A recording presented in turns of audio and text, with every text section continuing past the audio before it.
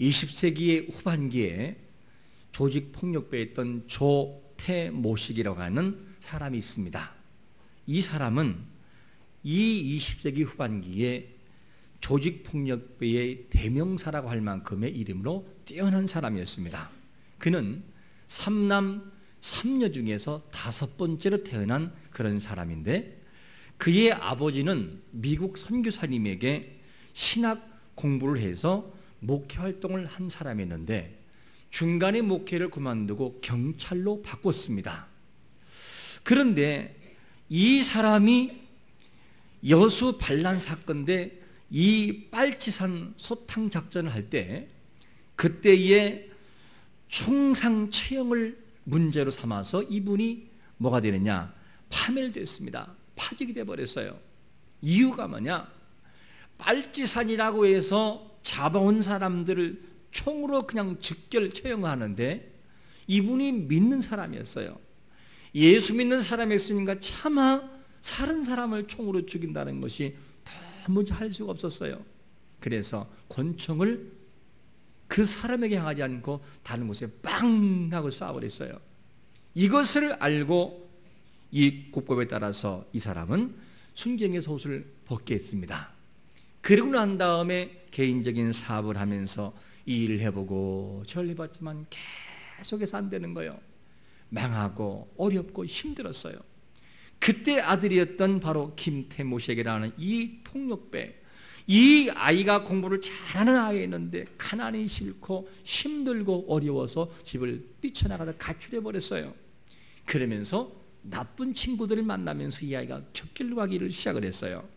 그러다가 이분이 60대 중반에 사망을 했어요. 인생을 그렇게 살다가 뭐 좋은 머리를 가지고 그런 사람이 그냥 인생을 허무하게 살다가 끝나버렸어요. 그냥. 그래서 어떠한 조직폭력배 두목에게 물었어요. 조직폭력배 영화가 멋있는 게 나왔는데 이 영화를 보고 감동이 오십니까? 라고 물었더니만 하는 말이 있어요. 아니, 김태모식이 안 봤습니까? 인생 그렇게 끝나는데 그걸 보고 모르시겠습니까? 내 평생 조폭 30년 생활했지만 남은 거라고 하는 문신밖에 없고 그리고 흉터밖에 없고 전과 기록과 부모님에게 모술을 박았던 속속였던 것 외에는 남은 것이 없습니다. 그러면서 인생의 후회담을 말하는 것을 보았습니다. 여러분, 왜 이렇게 인생을 살아갈까요? 좀 인생을 멋있게 살아갈 수는 없을까요? 인생을 그렇게 막 살아가다가 끝나는 그런 인생으로 살아가야만 되겠습니까? 이유는 뭐냐면 인생에 대한 참된 삶의 기준이 깨졌기 때문에요. 무엇을 위해 살아가야 되고 어떻게 살아가야 되는지에 대한 그 마음의 그 기준을 잃어버렸기 때문에 그 인생은 허무하게 이렇게 살아가고 말았던 것입니다. 인생의 진정한 모델을 만나지 못했기 때문에 그 인생은 허무하게 끝나고 말았습니다. 저는 여러분에게 묻고 싶어요. 여러분들의 삶의 기준은 무엇입니까? 정말 여러분들을 인생되게 만들고 행복되게 만드는 삶의 기준이 무엇입니까? 무엇이 여러분들을 이끌어가고 있는지를 한번 묻고 싶어요. 여러분들을 정말로 인생되게 이끌어가는 것이 무엇입니까? 교회에 나온다라고 해서 교회가 아닐 수가 있어요. 교회를 나오지만 예수를 믿지만 내 인생을 이끌어가는 원동력은 다른 것이 될 수 있다는 사실입니다. 시편 91편 2절에 보니까 한 인생은 이렇게 고백을 합니다. 나는 여호와를 향하여 말하기를 그는 나의 피난처요 나의 요새시요 내가 의리하는 하나님이라 하리니. 그러면서 인생을 진정으로 승리로 이끌어가는 분이 전능하신 하나님입니다 라는 고백을 하고 있습니다. 여러분, 여러분들의 모든 삶에 진정한 인생을 이끌어가는 예수 그리스도 그분을 찬양하며 살아가기를 축원합니다. 그것이 우리의 삶의 성공적인 삶이다 하는 것을 알 수가 있습니다. 그러므로 인생의 문제를 다른 곳에서 찾으려고 하지 말고 성경으로 돌아가서 인생의 참된 해답을 찾아가는 자가 되시기를 축원합니다. 성경 그것을 말씀하고 있다는 사실이죠. 그래서 그 성경으로 돌아가서 어떻게 우리가 인생을 살아가야 값진 것인가에 대한 해답을 분명히 찾아갈 때 여러분도 행복할 것이고 여러분들의 후대도 그 길을 찾게 될 수 있다는 사실을 우리가 알 수가 있습니다. 오늘 본문을 보면 믿음으로 살아갔던 믿음의 선배들의 몸부림과 흔적이 남아 있어요. 그 믿음의 자리를 지키기 위해서 얼마나 노력했나 몰라요. 믿음의 자리를 지키기 위해서 몸부림쳤던 흔적들이 있는데 이 사람들을 향해서 오늘 1절에서는 뭐라고 말씀하느냐? 이러므로 우리에게 구름같이 둘러싼 허당한 증인들이 있으니, 이렇게 표현되고 있어요. 허다한 증인들은 그 나름대로의 힘든 삶, 버거운 삶들을 잘 이겼어요. 그리고 그들이 지켜야 할 믿음의 자리를 잘 지켜낸 것을 우리에게 소개해주고 있습니다. 그러므로 오늘 우리는 힘들어하면서도 삶을 이겨냈던 믿음의 선배들이 무엇을 어떻게 살았길래 그렇게 살 수 있는가를 분명히 알면서 우리가 믿음의 경주를 할 수 있는 그런 지혜를 소유하고 돌아가기를 축원합니다. 이 지혜를 소유해야 인생을 성공으로 이끌 수가 있다는 것입니다. 그러면 먼저 살아갔던 허다한 증인들이 하나님 앞에 믿음을 가지고 살아가고 그 당시 문화를 뛰어넘어 살아갈 수 있었던 가장 좋은 비결은 뭐냐면 그들은 먼저 버릴 것은 버려야 한다고 하는데 무엇을 버리라고 말씀하고 있습니까? 모든 무거운 것들을 버리라, 이렇게 말씀합니다. 허다한 증인들이 쓰이는 모든 무거운 것을 먼저 버려야 한다, 이렇게 말씀해요. 자, 그들이 믿음의 사람으로서 당시의 삶을 이겨나가며 문화를 이겨나갈 수 있는 가장 좋은 비결은 뭐냐면 무거운 것들을 버리는 훈련했다는 거예요. 무거운 것. 그러면 여기서 무거운 것을 뭘 말합니까? 옹콘이라고 하는 원문을 보게 되면 이 말은 뭐냐? 달리기를 할 때에 방해가 되는 장애물은 버리고 가라는 거예요. 장애물. 여러분, 달리기 하는 선수가 옥수수를 먹고 달리질 않아요. 최대한 모든 것을 버리고 가볍게 하고 저항을 피해서 가려고 자세부터 시작해서 모든 것을 달리기에 신경을 씁니다. 본문에서 무거운 것이라고 하는 것은 뭘 말하냐면 운동선수가 달리기를 할 때에 자기 몸에 최대한 가볍게 하기 위해서 장애물을 버린다라고 하는 장애물을 의미합니다. 여러분, 이 말씀은 다른 말로 말하면 그리스도인들이 하나님의 영광을 위하여 살아갈 때 장애가 될 만한 요소는 하나하나 버리는 훈련을 여러분 노력하시기를 축원합니다. 이 훈련이 안 되면 하나님의 영광을 위해서 앞으로 달려갈 수가 없다는 거예요. 이것이 우리 앞에 먼저 우선되어야 됩니다. 그러면 하나님의 영광을 위해서 무거운 것들은 주로 어떤 것이 될 수 있을까? 때로는요, 우리의 성질들이 하나님의 영광을 위해서 달려갈 때 우리를 막는 그런 장애물이 될 수 있어요. 잘 하다가 한 번에 다 쏟아버려서 원상태로 돌아가는 우리의 모습, 성질, 이것도 장애물이기도 하고요. 어떤 때는요, 우리의 생각들이 장애될 수 있어요. 수많은 생각이 우리 앞에 들려오는데 이 모든 생각이 우리를 방해할 때가 있어요. 하나님을 위해서 뭔가 하려고 그러면 자꾸만 생각 속에 나쁜 생각들이 우리를 발걸음을 묶을 때가 와요. 그래서 하지 말자, 멈추자, 쉬자, 다음에 하자, 이렇게 가는 경우가 있어요. 그리고 우리의 습관들이 또 하나님의 영광을 가릴 때가 얼마나 많은지 몰라요. 우리의 때로는 취미가 우리를 하나님의 영광으로 가는 것을 막을 때가 있어요. 우리의 전반적인 행위가 우리를 막아놓을 때가 있습니다.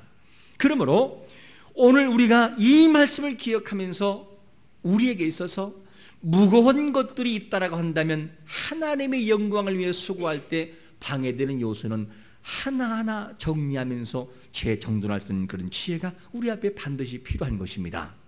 누가복음 21장 34절에 보니까 뭐라고 말씀하냐면 너희는 스스로 조심하라. 그렇지 않으면 방탕함과 술취함과 생활의 염려로 마음이 둔해지고 뜻밖의 그날이 덫과 같이 너희에게 임하리라. 하나님의 영광을 위해서 정말 필요한 것들을 하나하나 정리해서 우리의 생각이 무뎌지지 않도록 노력할 수 있는 믿음의 분별력이 있으시기를 축원합니다. 이런 것들을 없애고 제거하는 훈련이 될 때 진짜 그 사람은 믿음의 경주를 할 수가 있다는 거예요. 이게 안 되면 힘들다는 것입니다. 그리고 로마서 13장 12절에 보니까 뭐라고 말씀하느냐? 밤이 깊고 낮이 가까웠으니 그러므로 우리가 어둠의 일을 벗고 빛의 갑옷을 입자라고 말씀합니다. 이런 노력이 우리 앞에 필요합니다. 여러분, 성도의 힘이 무엇입니까? 성도는 세상에 정복당하는 자들이 아니라 믿음을 통해 세상을 정복하고 세상을 바꾸어 나가는 사람들이 믿음의 사람인 것을 믿으시길 바랍니다. 그게 우리의 모습이에요. 그래서 마태복음 28장 19절에서 뭐라고 말씀하냐면, 그러므로 너희는 가서 모든 민족을 제자로 삼아 아버지와 아들과 성령의 이름으로 세례를 베풀고 우리에게 분부한 모든 것을 지켜내는 거룩한 영성을 소유할 것을 우리에게 명령하고 있습니다. 여러분, 살아가면서 세상의 문화에 정복당하는 자가 아니라 믿음을 통해서 세상의 문화를 이겨낼 수 있는 진정한 그리스도인들이 되시기를 예수 그리스도의 이름으로 축원합니다. 사울 왕이라는 사람이 나와요. 이 사울은 이스라엘의 초대 왕이었습니다. 그런데 그에게 왕직을 허락했지만 이 사울 왕은 자기 자신의 사역을 위해서 왕직을 감당하다 하나님 앞에 버림받은 사람이었어요. 그런가 하면 마태복음 6장 9절 이하를 보면 누가 나오느냐? 한 아이가 가져온 보리떡 5개와 물고기 2마리가 나와요. 이 아이가 정말로 하나님의 영광을 위해서 온전하게 자기 먹을 걸 드렸어요. 드렸더니만 뭐가 나타나기 시작하느냐? 5,000명이 먹는 역사가 있는 걸 여러분 믿으시기를 바랍니다. 이게 뭐냐면 인생을 살아가는 삶에서 서로가 각자 다른 인생을 살아가는 모습입니다. 어떤 사람은 많은 걸 주었는데 감당하지 못하는 사람이 있고, 어떤 사람은 적은 것을 주었는데 그 이상의 모습을 가지고 감당하는 사람도 있습니다. 그러므로 하나님의 영광을 위하여 우리가 하나님 앞에 뛰어갈 때 방해가 되는 것은 과감하게 잘라버릴 수 있는 용기가 있으시기를 축원합니다. 그래야 여러분들이 성숙한다는 거예요. 이것이 안 되면 하나님의 영광을 위해서 귀하게 쓰이는 존재가 될 수는 없다는 겁니다. 여러분, 하나님의 사람들은요 귀한 존재들이에요. 너무너무 귀한 존재들인데 그 사실을 모를 때가 너무나 많이 있어요. 우리는 어떤 사람들이냐면 하나님 앞에 나갈 때 너무 존귀하게 하나님의 은혜 가운데 우리를 만들어 놓은 사람들인데, 우리는 이미 환경과 세월을 통해 이만큼 성장했는데 우리는 무엇을 보지 못하느냐? 진정한 자아는 아직도 여기에 머물러 있어요. 하나님은 수많은 세월 동안 우리를 이 높은 곳에 세워놓았고 만들어 놨는데 내 생각하는 자아는 옛날 그 모습 그대로 있어가지고 이 자아가 너무나 갭이 큰 거예요. 진정한 인생의 자아가 회복되는 것은 이 성숙해 있는, 이미 성숙해 있는 이 나의 모습과 진정한 자아가 함께 만나 하나님 앞에 진정한 자아의 모습을 발견하고 변한 우리의 모습과 우리의 가치관을 가지고 하나님을 바라보는 자가 진정한 성숙자인 것을 믿으시길 바랍니다. 이것을 봐야 되는데 우리가 이것을 못 볼 때가 얼마나 많은지 몰라요. 여러분, 그러기 위해서는 우리 앞에 있는 무거운 것들을 버려야 됩니다. 하나하나 버려서 최대한 하나님을 향해 뛰어갈 수 있는 노력이 있을 때에 그 사람은 성숙이라는 것을 경험할 수가 있는 것입니다.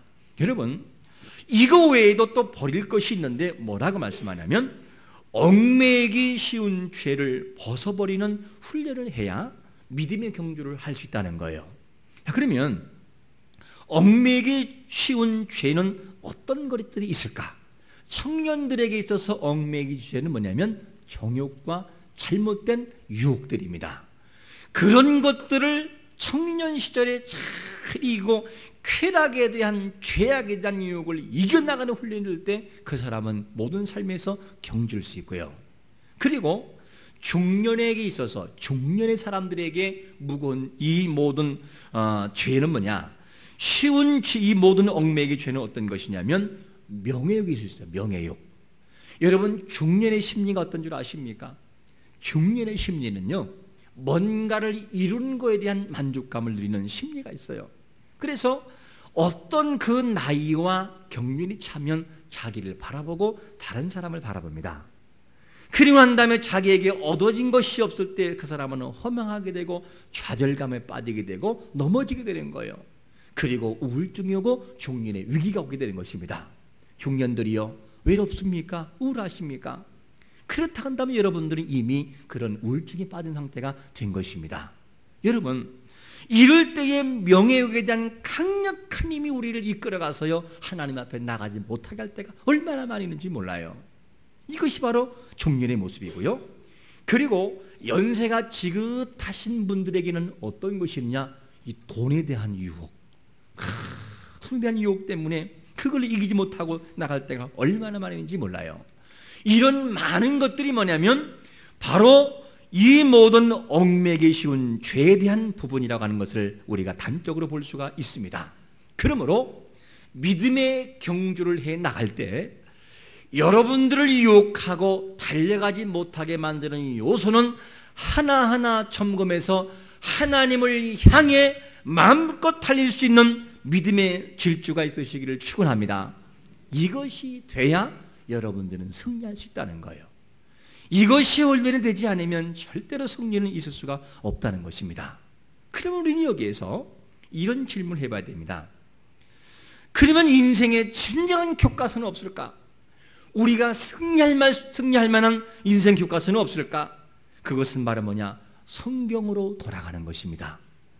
성경으로 돌아가서 성경에서 뭐라고 말씀하고 있는지, 주님께서는 성경에서 우리에게 무슨 해답을 주고 있는지를 바라보고 그대로 살아갈 때에 그 인생의 진정한 뭐가 있느냐? 해답을 찾을 수가 있는 것입니다. 성경으로 돌아가는 작업, 이것이 바로 진정한 인생의 승산이 있는 것이죠. 우리보다 앞서간 신앙의 선배들이, 즉 구름같이 허다한 증인들이 자기 자신의 위치를 지키기 위해서 한 것이 뭔 줄 아십니까? 그들이 그걸 지켜내기 위해서는요, 하나님께로 매일마다 돌아가는 훈련이 있었어요. 매일마다 하나님께 돌아갔어요. 그리고 하나님의 말씀으로 돌아가 그 모든 말씀의 충만한 모습을 통해서 문화와 싸워 이겼고, 그 모든 문화 속에서 이길 수 있는 힘이 뭐냐? 그들의 삶의 모습이었어요. 그러니까 그 모습을 지켜냈다는 것입니다. 여러분들은 믿음의 경주를 하기 위해서 어떤 것을 싸우고 어떤 것을 이기고 있으십니까? 우리의 삶에 여러분, 모든 살아가는 모든 삶 속에서 우리의 발목을 잡고 있는 다양한 것들은 과감하게 버리고 성경으로 돌아가 하나하나 버릴 수 있는 작업을 여러분 이뤄 놓으시기를 바랍니다. 그러면 성경으로 돌아가서 우리는 누구를 만나야 됩니까? 한 분을 소개하고 있는데 바로 이분을 소개합니다. 2절을 같이 한번 읽어보겠습니다. 2절 시작. 믿음의 주여 또 온전하게 하신 이인 예수를 바라보자. 누구를 바라보라고요? 예수를 바라보라는 거예요. 오늘 성경에서는 이 예수님을 우리에게 소개하고 있는데 그분이 어떤 분이냐? 믿음의 주여 또 온전하게 하신 분이라. 온전, 무슨 말입니까? 하나님은 우리의 모든 것을 완성하시고 완전케 하신 분이 누구냐? 바로 예수 그리스도, 그분이라는 거예요. 우리가 그분을 바라보고 그분 앞에 나아갈 때 우리에게는 진정한 승리를 경험할 수 있다는 것입니다. 그런데 우리가 성경으로 돌아가서 그 예수님을 바라봐야 되는데, 바라본다는 말이 무슨 말이냐? 이 원문에서는 이런 뜻입니다. 그 예수님을 주목하다, 주목, 그리고 시선을 고정하다, 그런 뜻이에요. 고정. 이 말을 정리한다면 시선을 주목하여 지속적으로 주님을 바라보라, 이렇게 되는 거예요. 여러분, 이 세상에서 문화 속에서 예수 그리스도를 지속적으로 바라볼 수 있는 삶이 있으시기를 축원합니다. 그분을 바라보지 않으면 우리는 순간 흐트러져 버려요. 매일매일의 삶 속에서 우리가 주님을 바라볼 수 있는 그런 삶이 지속적으로 고정적으로 나가야 돼요. 이 훈련이 안 되면 큰 금세 우리의 생각 속에 세상의 문화가 파고들어와 우리를 흔들어 놓을 때가 얼마나 많이 있는지 몰라요.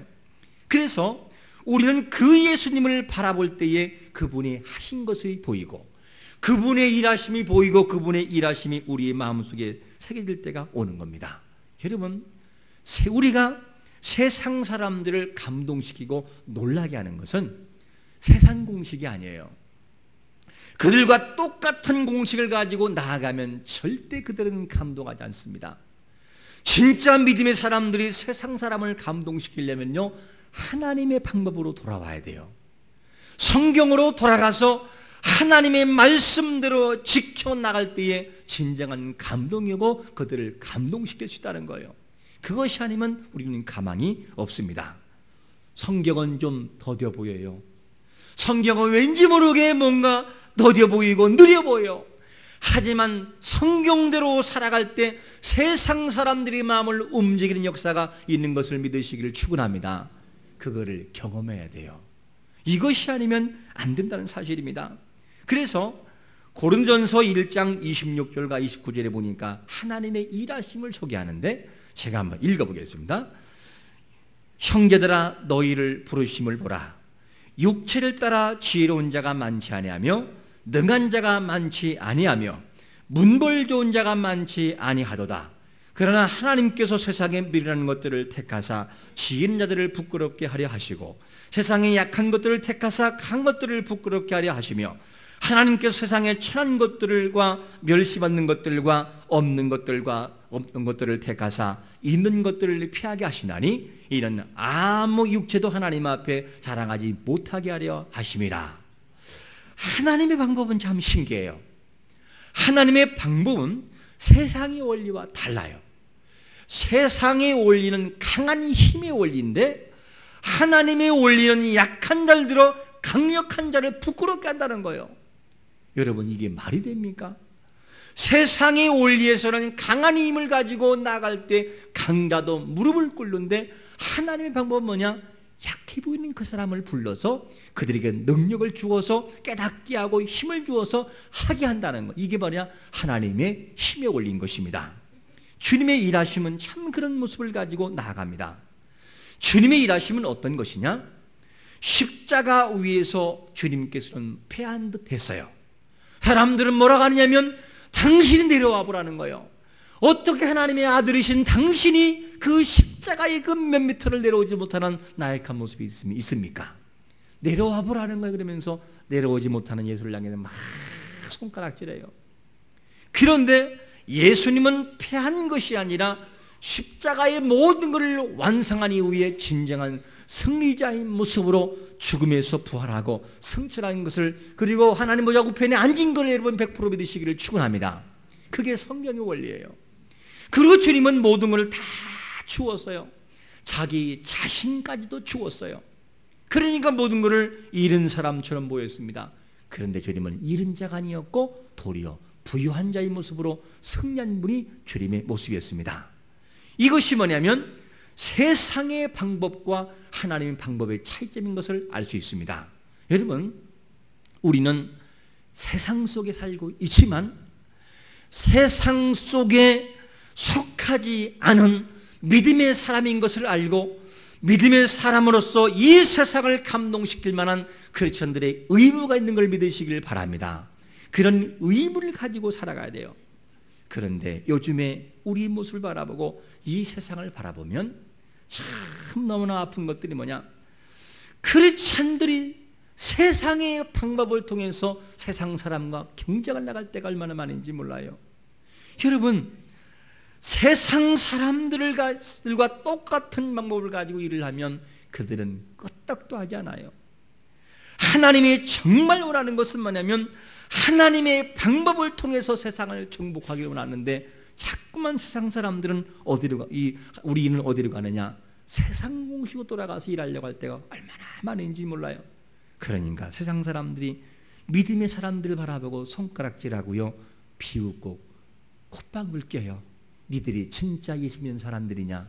그리고 세상 사람들이 믿음의 사람들 향해서 웃을 때가 와요. 참 이것이 현 시대의 모습인 것을 보게 됩니다. 교회가 교회다운 모습을 가지고 문화를 정복해야 되는데 때로는 교회가 세상의 문화를 따라갈 때가 있어요. 그래서 진정 하나님의 방법은 다 뒤로 밀려나고 세상 냄새만 풀풀 나는 것이 오늘날 현대인들의 모습이 또 한 것을 우리가 볼 수가 있습니다. 여러분, 하나님의 거룩한 교회는 교회다운 모습을 통해 성경의 방법을 통해서 세상을 정복할 이유가 반드시 우리 앞에 있음을 여러분 믿으시길 바랍니다. 믿음의 사람들은요, 믿음의 공식과 방법을 통해서 세상 사람들을 변화시키게 되는 것이죠. 이것을 하지 않으면 하나님의 자꾸만 사이드로 밀려지는 거예요. 하나님이 설 자리가 없어요. 그분이 앞서 나가고 그 다음에 우리가 나가야 되는데 하나님의 설 자리가 없는 것이 현대인들의 모습인 걸 볼 수 있습니다. 우리는 이제는 바꿔야 돼요. 여러분들은 어떻습니까? 살아가는 삶의 주체가 세상의 공식을 통해 세상 사람과 똑같이 경쟁하길 원하십니까? 아니면 하나님의 방법을 통해서 세상의 모든 것을 정복하기 원하십니까? 빨리 가는 것처럼 보이고 쉬워 보이지만 그 길을 계속해서 고집해서 간다면 그 최종적인 문은 소돔과 고모라의 문이 나올 것입니다. 그리고 멸망으로 끝날 것입니다. 이게 세상 공식이에요. 그러므로 교회는 교회다워야 되고 성도는 성도다워야 합니다. 그래서 이걸 정복할 때마다 하나님 앞에 돌아가서 해답을 찾고 성경의 원리를 통해서 모든 걸 정복할 수 있는 그런 마음을 갖는 것이 우리가 해야 할 모습이라는 사실입니다. 크리스천들이 크리스천의 모습으로 제대로 살아갈 때 세상 사람들은 감동하게 되고요, 그때는 교회로 돌아오게 될 것입니다. 이것이 사라지다 보니까 사람들은 많이 흔들리게 되는 것이죠. 여러분, 우리가 살아가는 모든 삶 속에서 이런 모습을 가지고 살아가서 크리스천들의 강력한 힘의 무기가 무엇인지를 세상 사람들에게 보여줄 수 있는 믿음의 역사가 있으시기를 축원합니다. 믿음의 사람들은요, 소리를 들어야 돼요. 어떤 소리를 들어야 됩니까? 하나님의 소리를 들어야 돼요. 하늘나라의 소리를 듣고 나가야 돼요. 그런데 우리가 얼마나 하늘나라의 소리에 귀가 막혀 있는지 몰라요. 때로는 우리의 감정의 소리가 우리 마음을 움직일 때가 와요. 그리고 세상의 소리가 자꾸만 우리 가슴을 두드려서 그 방향으로 이끌어갈 때가 많이 있습니다. 다윗이 왜 위대할까요? 다윗은요, 세상 소리가 아니라 하나님의 소리에 민감한 사람이었어요. 비록 다윗이 범죄 가운데 있어도 그는 누구의 소리에 귀를 기울였느냐? 하나님의 소리에 귀를 기울였어요. 책망할 때 맞습니다. 제가 바로 그 죄인입니다. 무릎을 꿇는 눈물을 흘리는 그런 사람이었어요. 양심을 통해 하나님이 책망할 때는 그 양심의 소리에도 무릎을 꿇을 수 있는 사람이 누구냐? 바로 이 다윗의 모습이었습니다. 오늘 주님은 어떻습니까?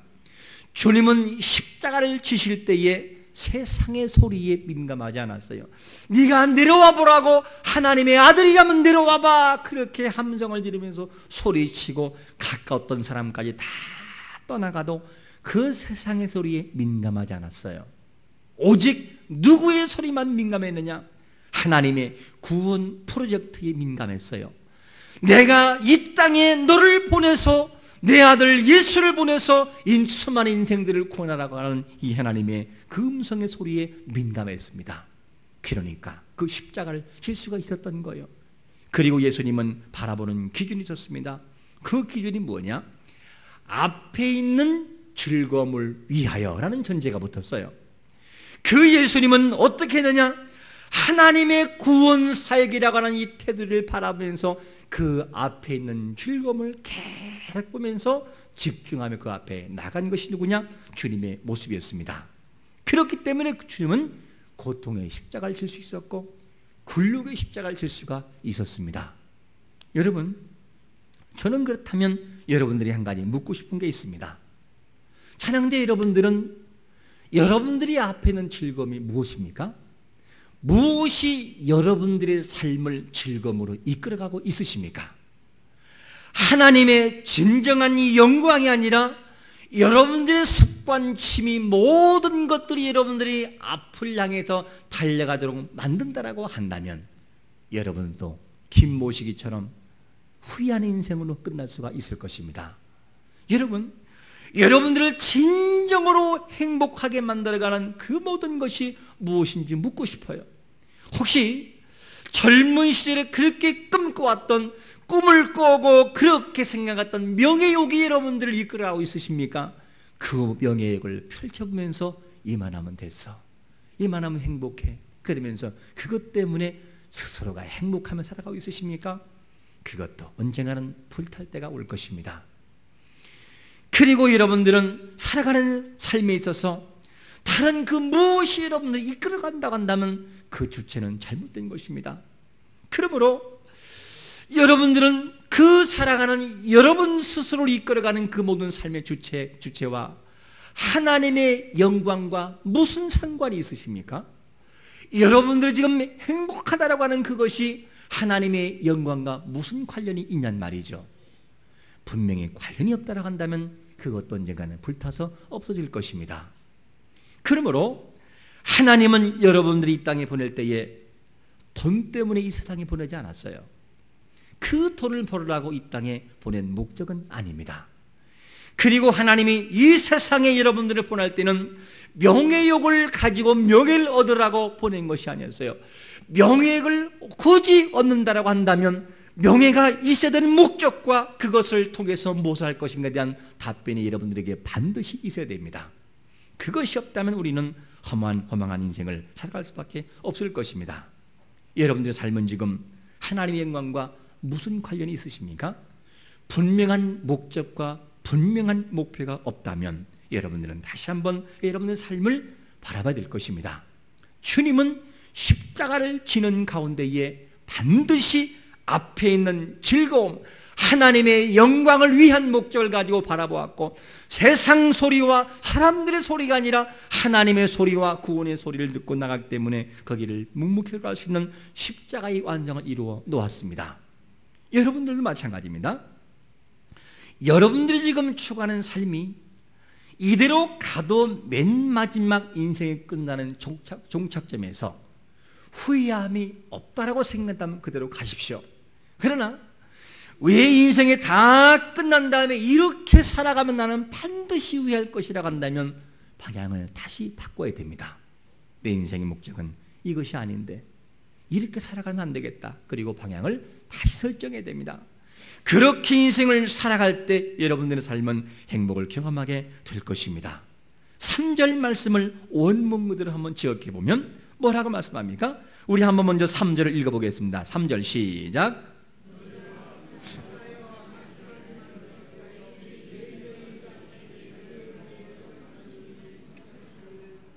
이 말씀을 좀 줄여서 그대로 직역하면 너희는 이와 같이 그 자신에게 반역한 죄인들에 의해서 인내해왔던 분을 생각하라.